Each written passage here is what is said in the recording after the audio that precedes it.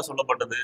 எனக்கு பிறன் யார் என்று ஒரு மனிதன் கேள்வி கேட்டபோது, உதவி தேவைப்படுகிறவர்கள் எல்லாருமே உனக்கு பிறன் தான் அப்படின்னு சொல்லி ஆண்டவராகிய இயேசு கிறிஸ்து உணர்த்துவதற்காக சொல்லப்பட்ட ஒரு உவமை. இந்த உவமையில அந்த குறிப்பிட்ட காரியத்தை தவிர பல்வேறு காரியங்கள் சொல்லப்பட்டிருக்கிறது. அதுல ஒரு குறிப்பிட்ட விஷயத்தை தான் நம்ம இன்னைக்கு பார்க்க போகிறோம். அது என்ன அப்படின்னா பணம் என்கிற விஷயம். இந்த விஷயங்க பணம் என்கிற விஷயம். இந்த சமாரியன் சமாரியன் அப்படின்னா யூதர்களுடைய பார்வையில கீழ்ஜாதி என்று அர்த்தம்.